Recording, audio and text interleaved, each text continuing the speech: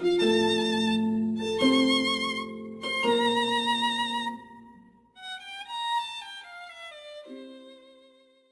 aí pessoal do canal, tranquilão? Então, esse vídeo do professor Olavo de Carvalho vai falar novamente sobre o comunismo, porque o comunismo se traveste de progressismo, socialismo, inventa um monte de nome, é feminismo, é não sei o que, é não sei o que lá, tudo isso para te enganar. Então, a gente sempre fica batendo mais nessa tecla aqui nos vídeos do professor Olavo de Carvalho.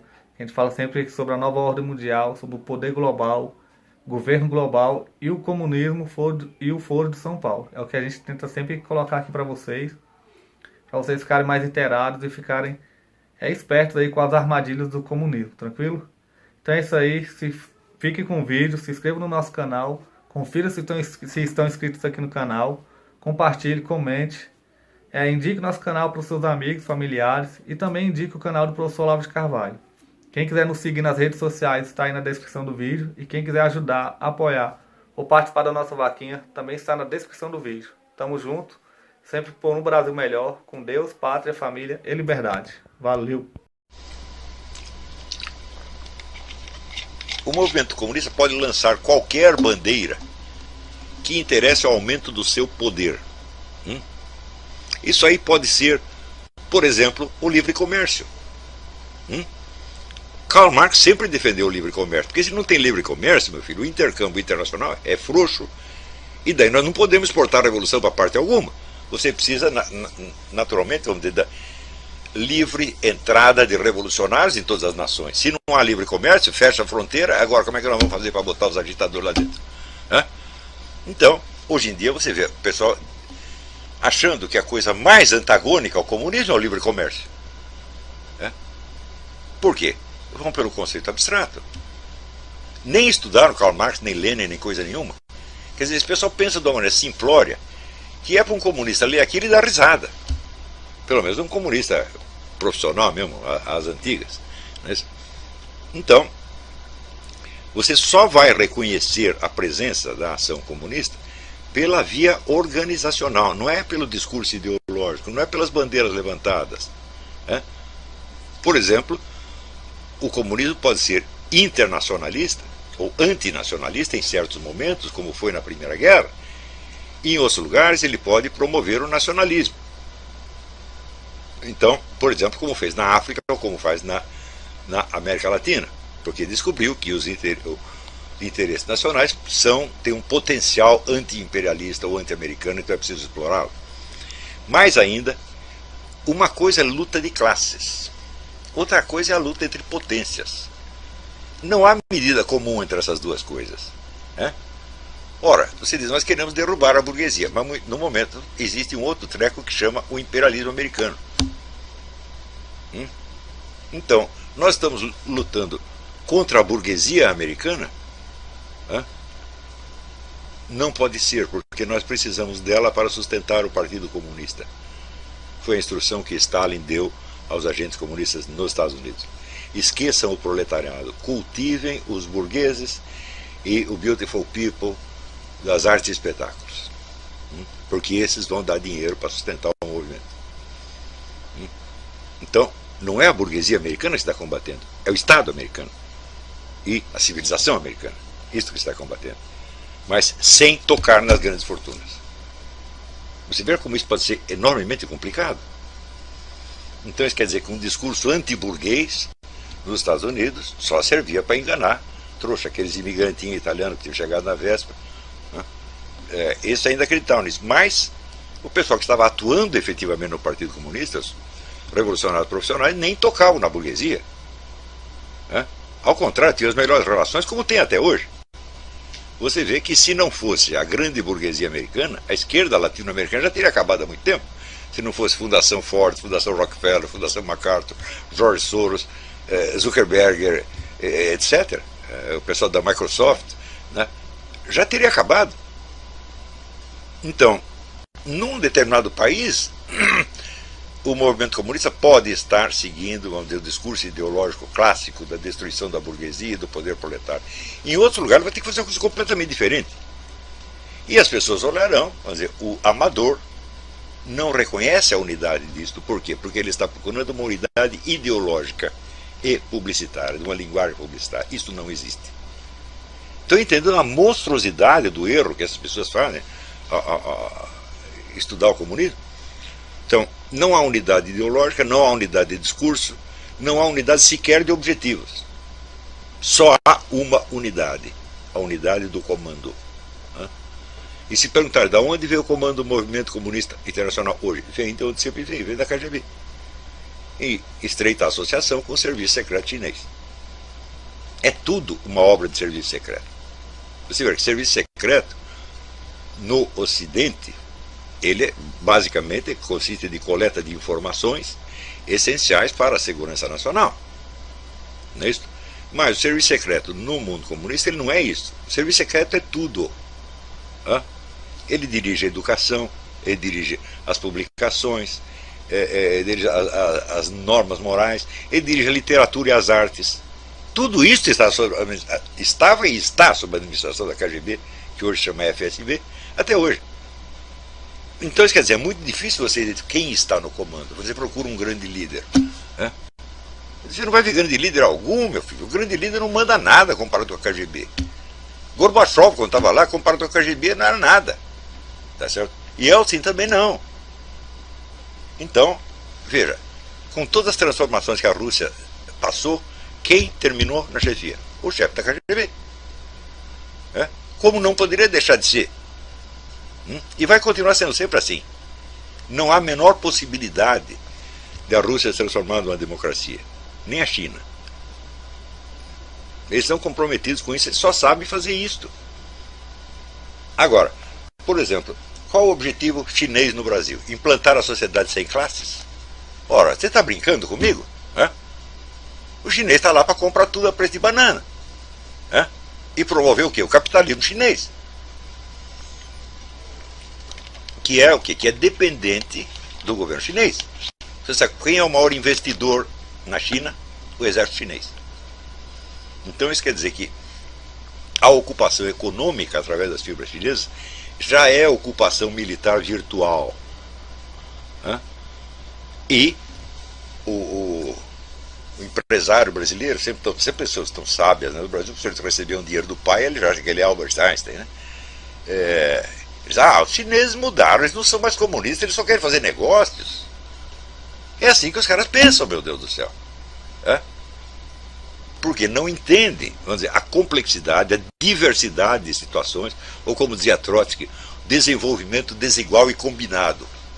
Ou seja, você tem vários países em diferentes estágios do movimento da transformação revolucionária e você precisa variar a sua estratégia e tática em cada um conforme a situação local. Claro que existe... Eu estou falando tudo isso sem contar a possibilidade de erros. Como cometeram erros no Brasil.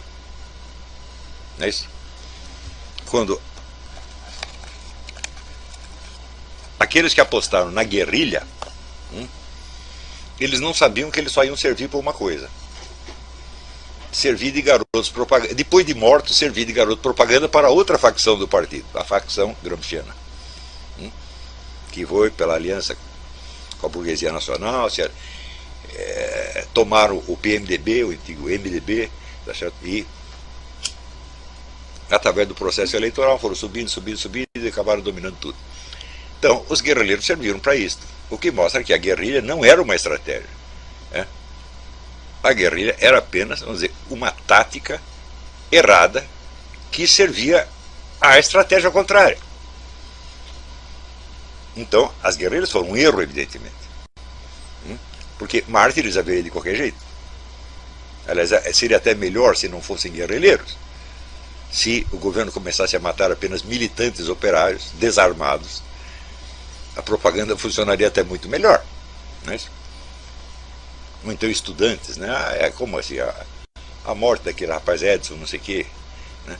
Foi explorada no movimento publicitário nacional. Quer dizer, se as vítimas fossem todas pessoas desarmadas, a propaganda seria até mais convincente. Como nós sabemos que pelo menos metade dos caras que morreram eram guerrilheiros armados, bom, nós não nos comovemos muito com a sua morte. Só eles mesmos se comovem. Né? Então, isso quer dizer que a concepção estratégica de qualquer dirigente comunista consciente implica um horizonte de consciência enormemente maior do que de qualquer liberal conservador na praça. Se você pegar aqui nos Estados Unidos, quantas pessoas compreendem o movimento comunista? Em outras épocas houve bastante gente, hoje são poucos. Eu destacaria aí o Jeffrey Nyquist, a Diana West e, sobretudo, este autor, que é o melhor de todos, Robert Chandler. Este livro é indispensável e deveria ser publicado no Brasil. Esse sujeito, em 2008, ele já estava escrevendo sobre o Foro de São Paulo. Esse livro é de 2008. E não só falando do Foro de São Paulo, mas mostrando o encaixe do Foro de São Paulo dentro da estratégia global comunista. A questão do conflito de classe e da destruição da burguesia pode e deve ficar para depois. Porque você não pode destruir a burguesia antes da tomada do poder. Aliás, nem imediatamente depois. Você precisa que ela continue trabalhando. Não se trata de destruí-la, mas de substituí-la gradativamente.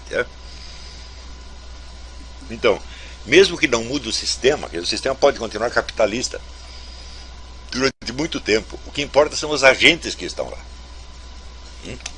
Então, o que importa é a submissão dos grandes grupos econômicos à estratégia geral comunista. Quando você tem esses conceitos na mão, e acho que esses conceitos são absolutamente irrefutáveis, isto é exatamente assim, tá certo? Não tem como não ser. Então você vê, em primeiro lugar, que a visão que as pessoas têm do comunismo nas classes falantes brasileiras é simplória, bocó, tá certo? E perfeita para fazer deles idiotas úteis. Perfeito, né?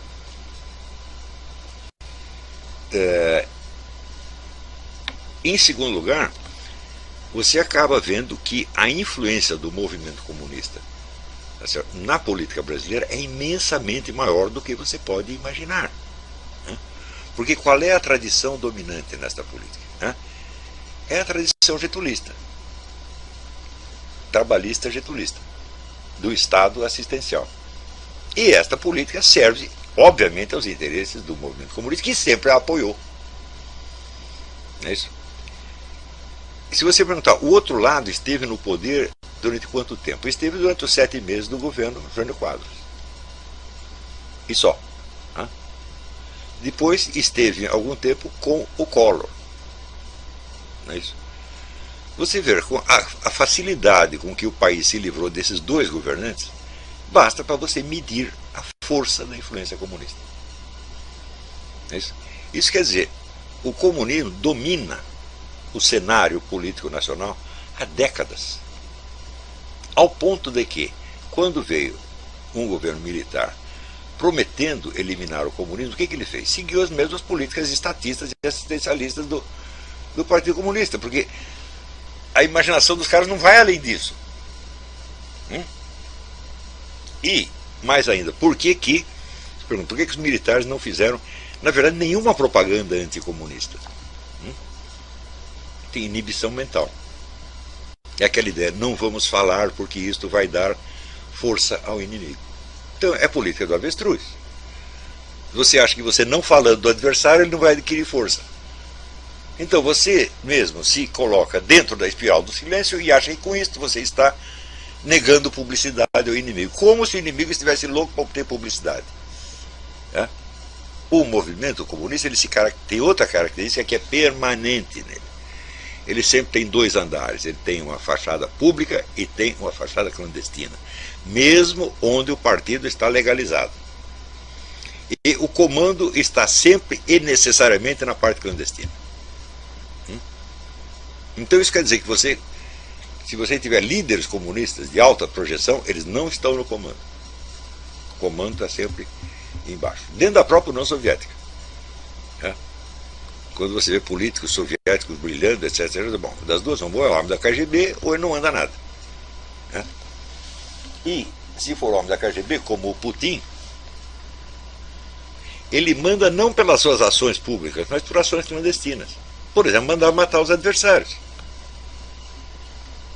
O Putin condena alguém à morte, manda condenar alguém à morte publicamente? Não. Alguém vai lá e some com o adversário.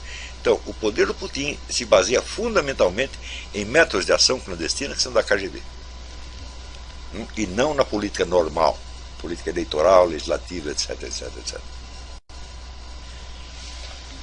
Vamos dizer, a variedade das estratégias requeridas para você manter um governo mundial dá ao movimento comunista uma elasticidade de discurso que é uma coisa monstruosa. Por exemplo, você tem ali desde a pregação ateística oficial soviética até a teologia da libertação.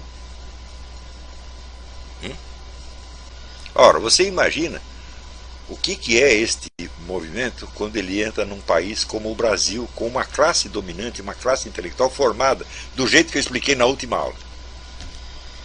É tomar doce da mão de criança. Isso quer dizer que o número de idiotas úteis no Brasil, no parlamento, na mídia, no empresariado, sobretudo, no clero, é imenso. Os caras não sabem de onde vêm as ideias que eles estão defendendo, não sabem onde essas ideias se encaixam dentro de uma estratégia mundial. E pensam tudo assim só setorialmente. E é aí que você vê o mistério. Na década de 90 se diz, agora não há mais comunistas. Eles sumiram. Eles sumiram e estão por toda parte, estão governando tudo, estão mandando em tudo. Estão cada vez mais invisíveis. E é claro que contra isso sempre se levantam os chavões de sempre. Você está vendo comunista embaixo da cama? Uma vez um deputado gaúcho falou isso para mim. Você está vendo comunista embaixo da cama? Eu falei, não, embaixo da cama não, eu estou vendo em cima da cama. Ele foi lá, já comeu você acordou com uma vasta dor no traseiro e você não sabe de onde veio essa dor. E é exatamente esta a situação. Então, se você perguntar, um tipo como Reinaldo Azevedo ou Vila, tem alguma consciência de para quem ele trabalha? Não tem a menor consciência. Não tem e não pode ter. Então, é o problema do horizonte de consciência. Quer dizer, você, quando o Sun Tzu diz conheça o seu inimigo, você tem que abarcar o horizonte de consciência dele, abarcar e transcender, você tem que ir além. Não tem outro jeito. Agora, você acha que alguma das pessoas tem um horizonte de consciência, por exemplo, comparável com, sei lá, com o de Stalin? Capaz assim, de manipular 20, 30 países ao mesmo tempo? Claro que não. Nem se esforçaram para isso. Então, o tamanho do inimigo é tal que ele se torna invisível para as mentes pequenas. Quando você consegue abarcar esse horizonte de consciência e transcender, então você começa a enxergar as limitações desse movimento. A primeira limitação é de natureza intrínseca. Eu já disse que a sociedade sem classe é o objetivo final do socialismo. Ele é inatingível não por dificuldades práticas, mas pela sua própria essência. Ele não foi feito para ser atingido. Quer dizer, ele é a gasolina que mantém o movimento em ação. Se ele for realizado, ele se cristaliza e ele perde liquidez. Então, automaticamente, o movimento revolucionário que não aceita submeter-se a nenhum julgamento deste mundo, que seria o julgamento pela moral burguesa, a justiça burguesa, então ele se coloca acima disso, ele só pode ser julgado pelo futuro. Se ele só pode ser julgado pelo futuro, ele seria louco se esse futuro chegasse, porque daí ele seria julgado. Ele não seria mais o juiz, ele seria o réu. De vez em quando isso acontece. Algum comunista decide fazer as contas e diz, olha, isso aí deu tudo errado. O número de defecções, de desilusões é muito grande. Mas o movimento comunista sobrevive a isso e frequentemente consegue reciclar e reaproveitar os desiludidos. Você veja, por exemplo, você pega aí o Leonardo Padura. Leonardo Padura se desiludiu com o comunismo cubano, mas está colaborando com o comunismo brasileiro. Porque ele acha que aqui é diferente, que no Brasil é diferente. E assim se sempre consegue reciclar essas pessoas. Ou, por exemplo, o sujeito larga de ser comunista, saiu do partido, então ele entra, sei lá, no PSDB, vira um socialista fabiano, coisa assim. Então é sempre possível reciclar. Tá certo? O movimento comunista só vai ceder na hora que existir um movimento mundial anticomunista, que tenha, vamos dizer, uma estratégia abrangente. Eu acredito que só uma entidade pode fazer isso, só a Igreja Católica, porque ela é uma organização mundial também. Mas ela não quer, não, porque já foi mais profundamente infectada do que as pessoas imaginam. Tá certo? Mas há muita coisa que nós podemos fazer. A primeira delas, vamos dizer, é espalhar essa consciência, vamos dizer, da mundialidade, complexidade do movimento comunista, e apagar essas noções simplórias de que, para ser comunista você tem que pregar a socialização dos meios de produção, etc, etc. Deu para entender? Então tá bom, na próxima aula nós vamos nos aprofundar um pouco mais na situação brasileira do presente e perspectivas. E aí, pessoal, estamos mandando aí caneca para todo o Brasil. Muito obrigado ao pessoal que ajuda o nosso canal aí adquirindo as canecas. Também é uma forma da gente interagir. Muito obrigado. Também valeu aí pelas dicas, pelos comentários aí positivos ao nosso canal. Muito obrigado mesmo. Isso aqui é uma forma da gente manter o canal no ar. Tranquilo? Tamo junto aí, galera. Forte abraço. Muito obrigado a todos. Quem quiser é só encomendar. Essa daqui já vai para São Paulo, Rio de Janeiro. Todo o Brasil a gente manda. Valeu, tamo junto.